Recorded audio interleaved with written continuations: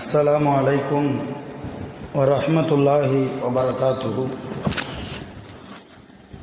الحمد لله رب العالمين والصلاة والسلام على سيدنا محمد وعلى آله وصحابه أجمعين، أما بعد. أعوذ بالله من الشيطان الرجيم. بسم الله الرحمن الرحيم. قل إن كنتم تحبون الله فاتبعوني يحببكم الله.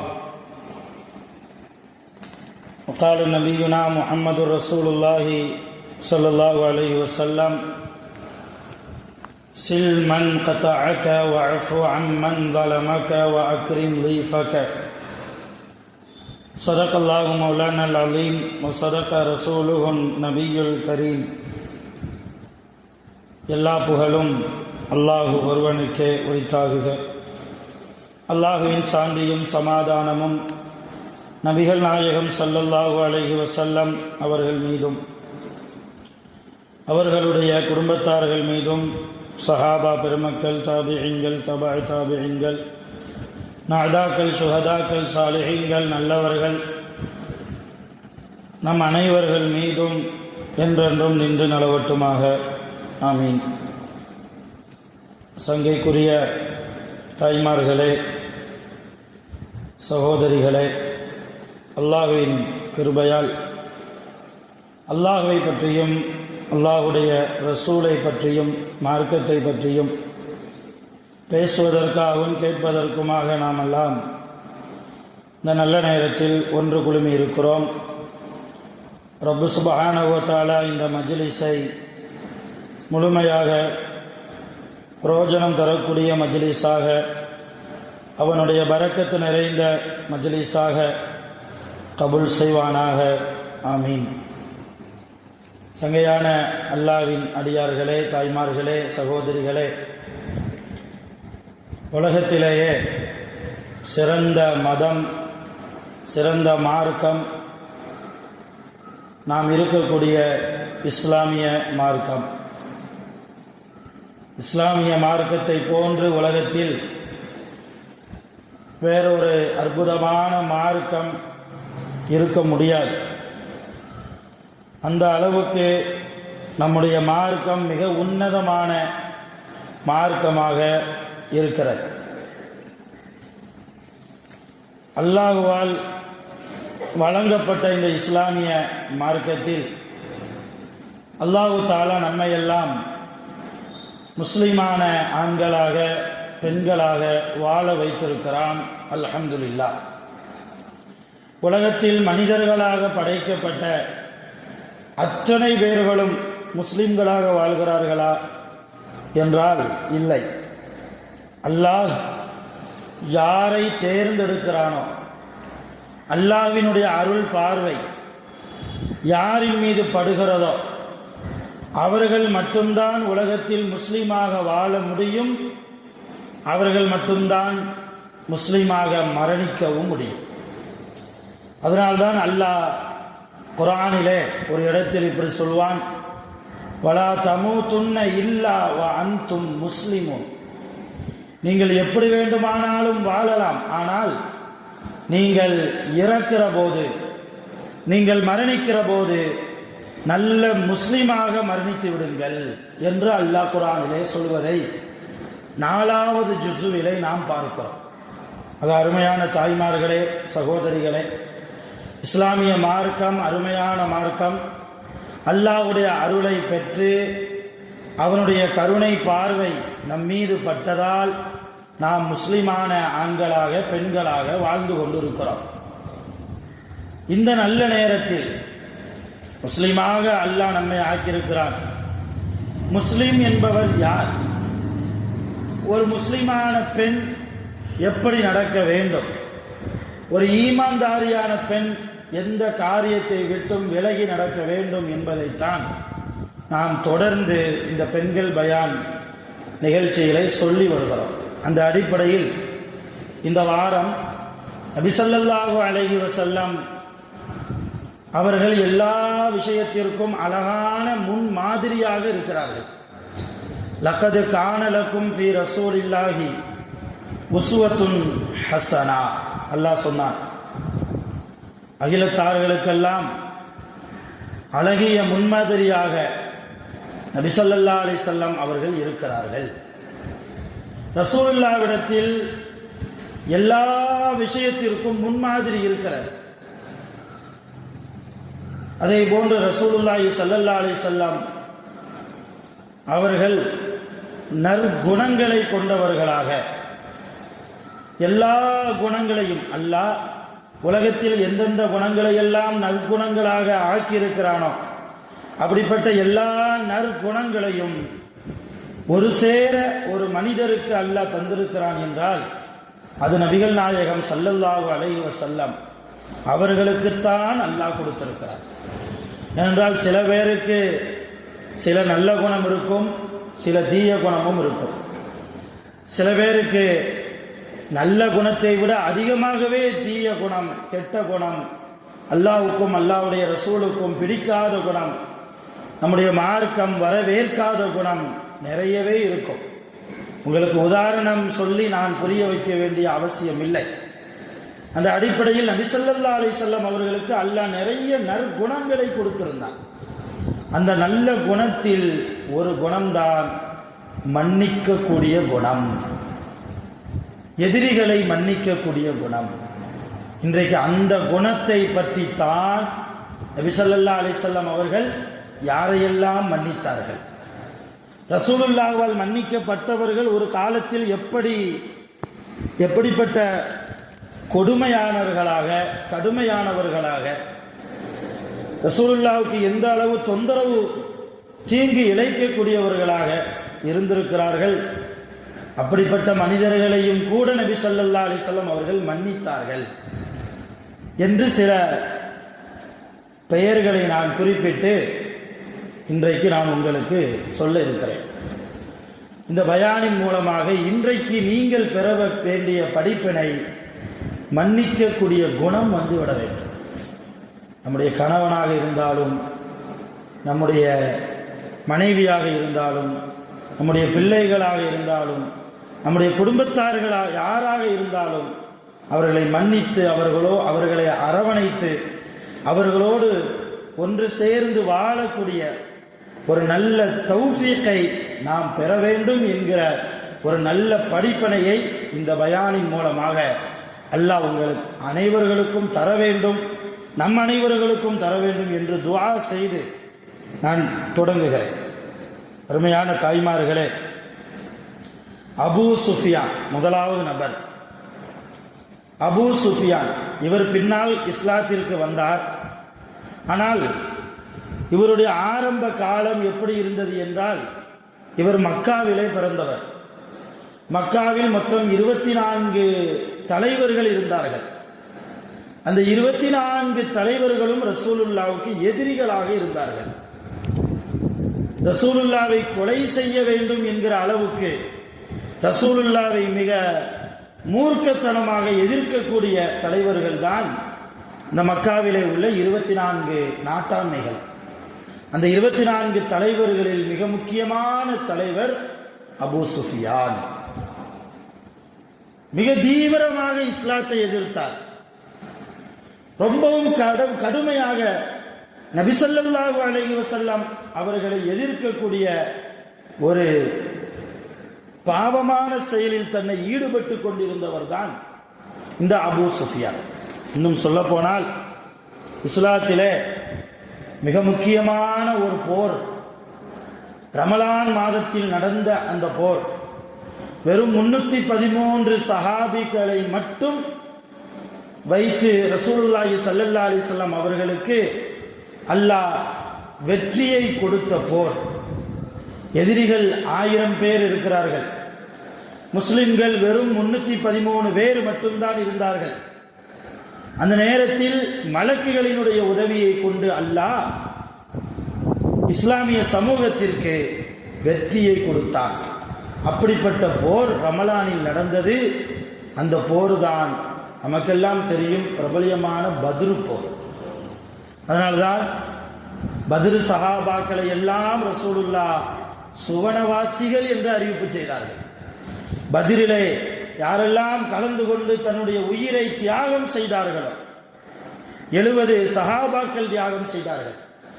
அவர்களெல்லாம் நேரடியாக சுவனவாசிகள் என்று ரசூலுல்லாஹி ஸல்லல்லாஹு அலைஹி வஸல்லம் அவர்கள் தங்களுடைய ஹதீஸிலே அவர்கள் குறிப்பிட்டு சொல்வதை நாம் ஹதீஸ் கிதாபுகளின் மூலமாக பார்க்கிறோம்.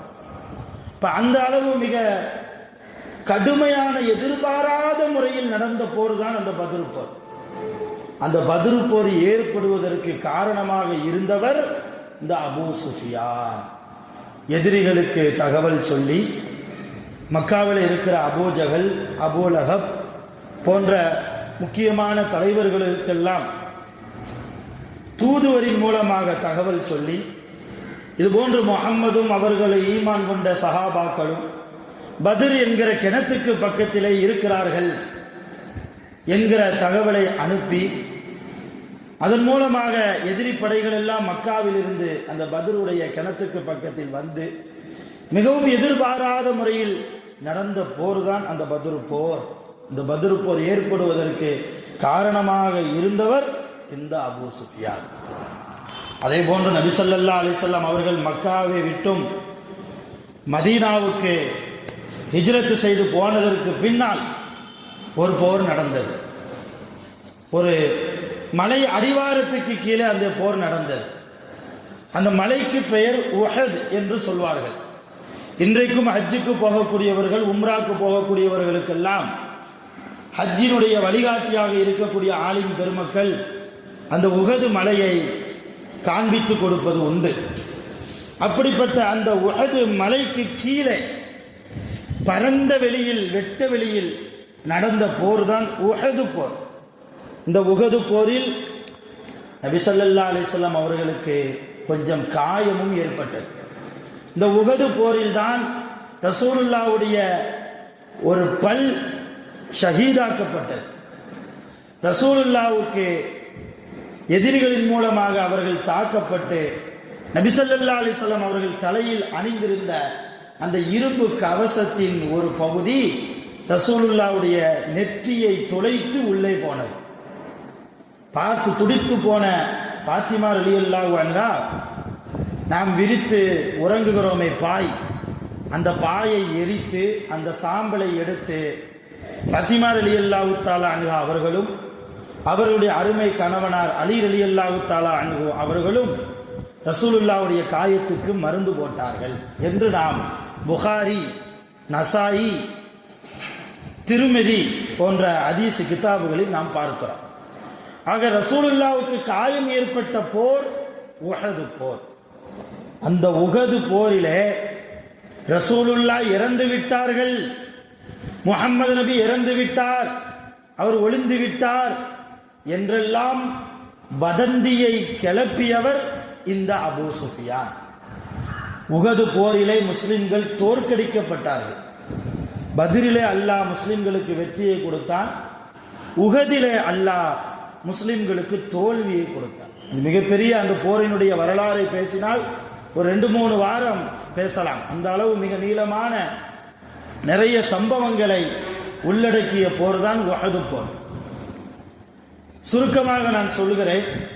போர் முடிந்ததற்கு பின்னால் அந்த உஹது மலையிலே அபூ சுஃபியான் ஏறி நின்று முஸ்லிம்களை பார்க்கிறார். முஹம்மது நபி இருக்கிறாரா என்பதை பார்க்கிறார். சஹாபாக்கள் என்ன செய்தார்கள் தெரியுமா? ரசூலுல்லாவை நடுவில் உட்கார வைத்து ரசூலுல்லாவை சுற்றி நின்று கொண்டார்கள் சஹாபாக்கள். காரணம், மலைக்கு மேல் எதிரி கூட்டம் நிற்கிறது.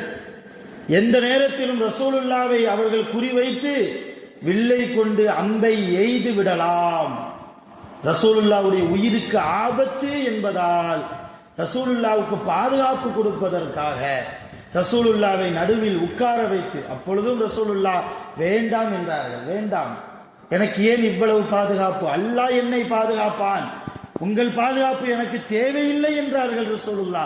இருந்தாலும் சஹாபாக்கள், அல்லாஹ் உங்களை பாதுகாப்பான், எங்களை வைத்துத்தான் அல்லாஹ் உங்களை பாதுகாக்கிறான், நாங்கள் உங்களை பாதுகாக்கிறோம் மாணவியே, எங்களுக்கு அனுமதி தாருங்கள் என்று கெஞ்சி கேட்டதற்கு பின்னால் நபி ஸல்லல்லாஹு அலைஹி வஸல்லம் அவர்கள் சஹாபாக்களுக்கு அனுமதி கொடுத்தார்கள். ரசூலுல்லாஹ் நடுவிலே உட்கார வட்டமிட்டு கொண்டு நின்றார்கள் சஹாபாக்கள்.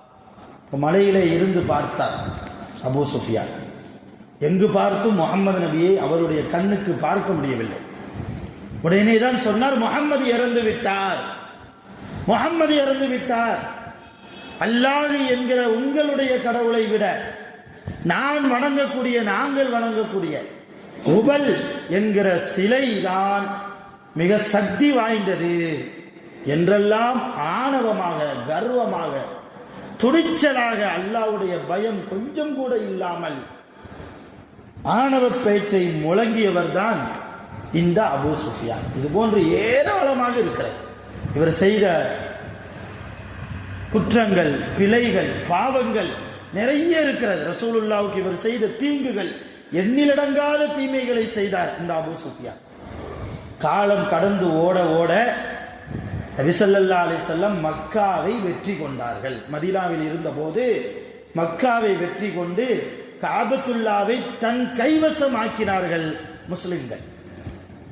அந்த நேரத்தில் ரசூலுல்லாஹ் மதீனாவிலிருந்து மக்காவுக்கு வருவதற்கு முன்பாகவே சில சஹாபாக்கள் மக்காவுக்குள்ளே வந்தார்கள். வந்து இந்த அபூ சுஃபியானை ஒரு மரத்திலே கட்டி போட்டார்கள். அதிலும் குறிப்பாக செய்தனா உமர் இப்னு கத்தாப் ரலியல்லாஹு தஆலா அன்ஹு அவர்கள் அபூ சுஃபியானை பார்த்து பேசிய வார்த்தை என்ன தெரியுமா? அபூ சுஃபியானே, இந்த நாளுக்குத்தான் நாங்கள் காத்து கொண்டிருந்தோம், இந்த நேரத்துக்குத்தான் முஸ்லிம்களாகிய நாங்கள் காத்து கொண்டிருந்தோம். பத்ர் போர் ஏற்படுவதற்கு காரணமாக இருந்த உன்னை உஹது போரிலே எங்கள் நபி ஸல்லல்லாஹு அலைஹி வஸல்லம் அவர்களுடைய திருமேனிக்கு குந்தகம் விளைவிக்கிற அளவுக்கு, காயங்கள் ஏற்படுகிற அளவுக்கு நீ நடந்து கொண்டாய். எவ்வளவு ஆணவமாக உஹது மலையின் மேலே நின்று நீ திமிராக பேசினாய். உன்னை எப்படியாவது நாங்கள் பழி வாங்க வேண்டுமே என்று நாங்கள் துடித்துக் கொண்டிருந்தோம். குறிப்பாக நான் துடித்துக் கொண்டிருந்தேன். இதோ இப்பொழுது அல்லாஹ் இந்த காபத்துல்லாவை எங்கள் நபி ஸல்லல்லாஹு அலைஹி வஸல்லம் அவர்களுடைய கையிலே ஒப்படைத்து விட்டான். முஸ்லிம்களுடைய கையிலே காபத்துல்லா வந்து விட்டது. முழு மக்காவும், ஒட்டுமொத்த மக்காவும் முஸ்லிம்களுடைய சாம்ராஜ்யமாக மாறி போய்விட்டது. எங்களுடைய நபி இதோ பின்னாடி வந்து கொண்டிருக்கிறார்கள். அவர்கள் வந்து ஒரு தலையை அசைக்கட்டும், அவர்கள் ஒரு சிறிய அளவுக்கு கஞ்சாடை காட்டினாலும் கூட உன்னுடைய தலையை முதலாவதாக நான் தான் எடுக்கப் போகிறேன் என்று வீரமாக வசனம் பேசிக் கொண்டிருந்தார்கள் செய்தனா உமர் இப்னு கத்தாப் ரலியல்லாஹு தஆலா. நிறைய சஹாபாக்கள் இப்படி அபூ சுஃபியான் மீது நிறைய கோபத்தை வார்த்தைகளால் கொப்பளித்துக் கொண்டிருக்கிற அந்த நேரத்தில் அபூ சுஃபியானும் பயந்து போனார்.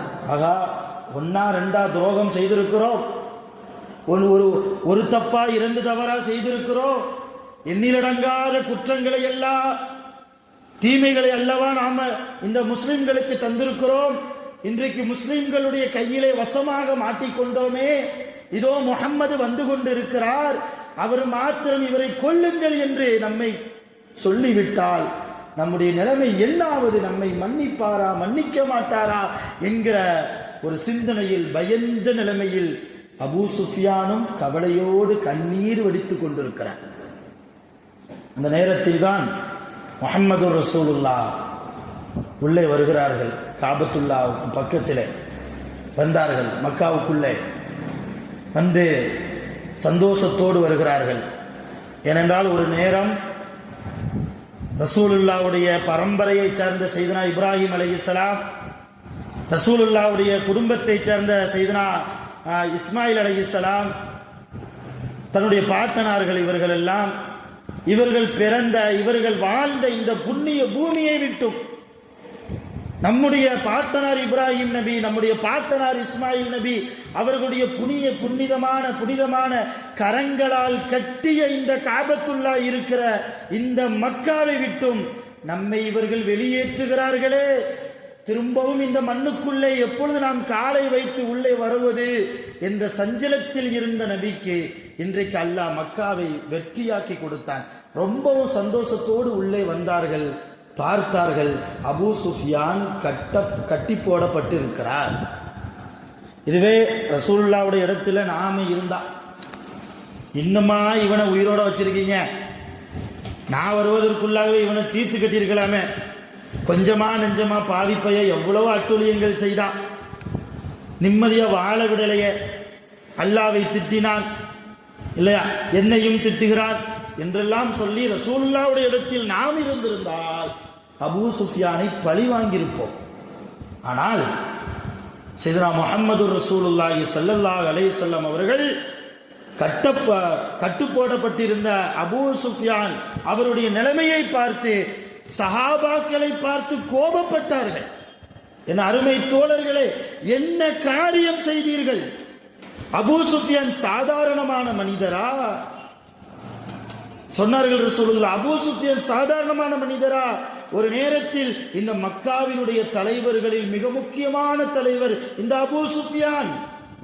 எவ்வளவு அவர் எனக்கு தீமைகள் செய்தாலும் சில நேரத்தில் அவர் நேர்மையாகவும் இருந்திருக்கிறார், சில நேரத்தில் அவர் நீதமாகவும் வாழ்ந்திருக்கிறார். தன் மனைவியிடத்திலே, தன் பிள்ளைகளிடத்திலே, தன்னுடைய உறவுக்காரரிடத்திலே கொஞ்சம் நேர்மையாகவும் வாழ்ந்திருக்கிறார். அப்படிப்பட்ட அபூ சுஃபியானை எனக்கு எதிரி என்பதற்காக நீங்கள் இப்படி செய்வீர்களா என்று சஹாபாக்களை கண்டித்தார்கள் முஹம்மது ரசூலுல்லாஹி ஸல்லல்லாஹு அலைஹி வஸல்லம். உடனே கட்டை அவிழ்த்து விடுங்கள் என்றார்கள். சொன்னாங்க ரசூலுல்லாஹ், லா தஸ்ரீப அலைக்குமுல் யௌம் யா அபா சுஃபியான், வா அபூ சுஃபியானை, இன்றைய நாள் உங்களை நாம் பழிவாங்க மாட்டோம் என்றார்கள். மன்னிப்பு வழங்குகிறோம் என்றார்கள். அதோடு மாத்திரமல்ல, மன்னிக்கிறதே பெரிய ஒரு பண்பு ரசூலுல்லாஹ்வுக்கு. இருந்தாலும் ரசூலுல்லாஹ் இன்னொரு விஷயத்தையும் அபூ சுஃபியான் அவர்களை சிறப்புப்படுத்தி சொல்வதற்காக சொன்னார்கள். என்ன சொன்னாங்க தெரியுமா? எந்த ஒரு மனிதர் காபத்துல்லாவுக்குள்ளே நுழைந்தாரோ, காபத்துல்லாவுக்குள்ளே நுழைந்த மனிதருக்கும் பாதுகாப்பு உண்டு, இந்த அபூ சுஃபியானுடைய வீட்டுக்குள்ளே நுழைந்தவருக்கும் பாதுகாப்பு உண்டு என்றார்கள் நபி ஸல்லல்லாஹு அலைஹி வஸல்லம்.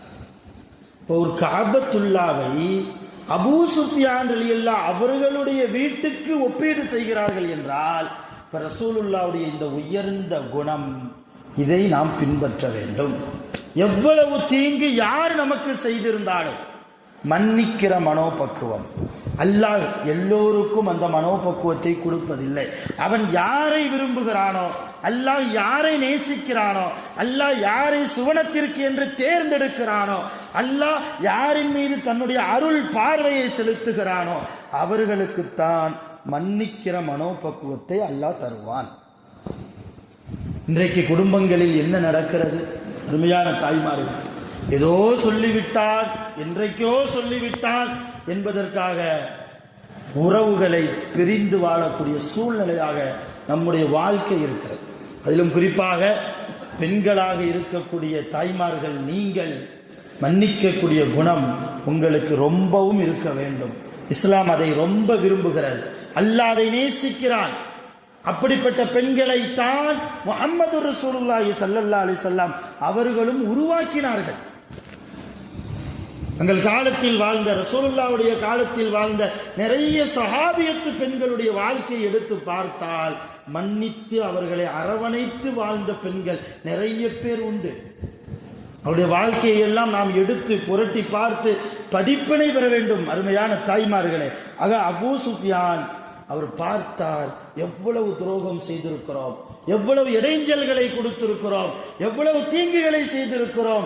இதோ இந்த முஹம்மது நபிக்கு இன்றைய தினம் அவர் நினைத்திருந்தால் நம்மை கொன்றிருக்கலாம், நம்முடைய உயிரை பறித்திருக்கலாம், நம்முடைய சொத்துக்களை முடக்கியிருக்கலாம், நம்முடைய வீடுகளை அபகரித்திருக்கலாம்.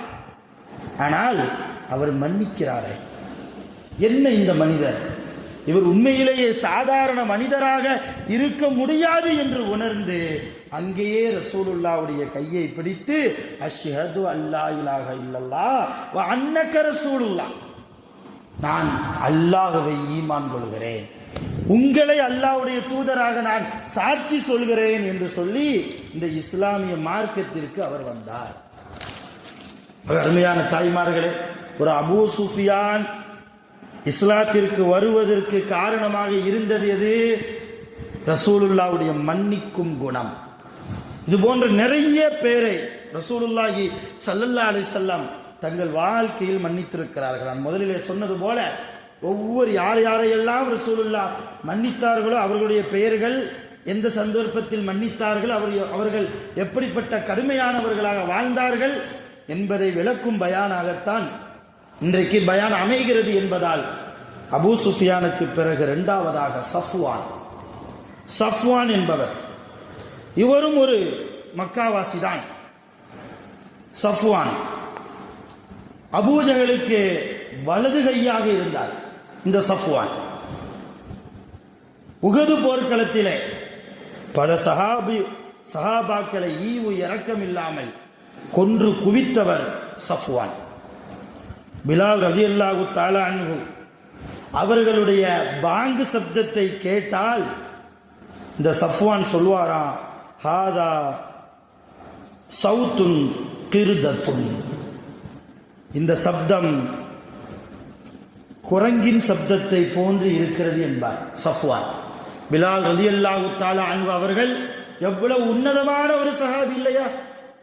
பிலால் ரலியல்லாஹு சுவனத்தை கொண்டு நற்செய்தி சொல்லப்பட்டவர்கள் பிலால் ரலியல்லாஹு. ரசூலுல்லாஹ் ஒரு கட்டத்தில் சொன்னாங்க, யா பிலால் ரலியல்லாஹு பள்ளிவாசலுக்கு வர்றதை பார்த்துட்டு பள்ளிவாசலுக்குள்ள இருந்து ரசூலுல்லாஹ் பிலால் ரலியல்லாஹு பார்த்து சிரிச்சாங்க.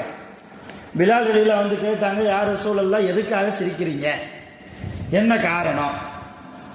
சொன்னா நானும் சிரிப்பேன் இல்லையா அப்படின்னு கேட்கும்போது ரசூலுல்லாஹ் சொன்னாங்க, இல்ல பிலால், உன்னை இந்த ஊரே ஒரு நேரம் இந்த மக்காவிலே இருந்தவர்கள் எல்லாம் கரிப்பணத்து அடிமை என்று உன்னை ஒதுக்கி வைத்தார்களே, ஞாபகம் இருக்கிறதா? ஆமாம். அதை எப்படி என்னால் மறுக்க முடியும், அதை எப்படி என்னால் மறக்க முடியும்? அது அவ்வளவோ கொடூரமான நாட்கள் எனக்கு. என்னை அடிமை என்று சொல்லி என்னை மக்கள் எல்லாம் ஒதுக்குவார்கள். ஒரு வீதியில் நான் நடந்து சென்றால் எனக்கு எதிரிலே யாரும் வருவதற்கு கூட தயங்குவார்கள். என்னிடத்தில் முகம் கொடுத்து பேச மாட்டார்கள். நல்ல உணவு நான் சாப்பிட்டது கிடையாது. தாகிக்கிற போது, தாகம் ஏற்படுகிற போது நான் என்னுடைய தாகத்தை தீர்ப்பதற்காக யாரிடத்திலாவது போய் தண்ணீர் வேண்டும் கொடுங்களேன் என்று கேட்டாலும் கூட, சி கருப்பினத்தை சேர்ந்த உனக்கா என் வீட்டில் உள்ள பாத்திரத்தை எடுத்து நான் தண்ணீரை தருவது என்று சொல்லி என்னை விரட்டிய காலம் அல்லவா நாயகமே, அதை எப்படி என்னால் மறக்க முடியும் என்று சொன்ன போது பிலால் ரலியல்லாஹு பார்த்து ரசூலுல்லாஹ் சொன்னாங்க, பிலாலே உனக்கு ஒரு சுப செய்தி சொல்லவா? நாளை கியாமத்தில் நான் சுவனத்திற்குள்ளே நுழைவேன். எப்படி தெரியுமா? ஒரு குதிரையின் மீது நான் அமர்ந்து அந்த குதிரையில் தான் நான் சுவனத்திற்குள்ளே போவேன். அப்பொழுது அந்த நேரத்தில் நான் குதிரையில் சுவனத்திற்குள்ளே போகிற அந்த நேரத்தில் நான் எந்த குதிரையின் மீது சுவனத்திற்குள்ளே ஏறி உட்கார்ந்து போவேனோ அந்த குதிரையினுடைய கடிவாளத்தை பிடித்துக் கொண்டு எனக்கு முன்பாக நீதான் நடந்து செல்வாய். சுப்ஹானல்லாஹ். இப்ப எவ்வளவு பெரிய அந்தஸ்தால் உயர்ந்தவர்கள் பிலால். அதை நினைத்து பார்த்துத்தான் உங்களை பார்த்து நான் சிரித்தேன் என்றார்கள் நபிகள் நாயகம் ஸல்லல்லாஹு அலைஹி வஸல்லம். அப்போ ஒரு லாஜிக்கான ஒரு விஷயம், ரசூலுல்லாஹ் சுவனத்திற்கு போவதற்கு முன்பாகவே ரசூலுல்லாஹ்வுடைய வாகனத்தினுடைய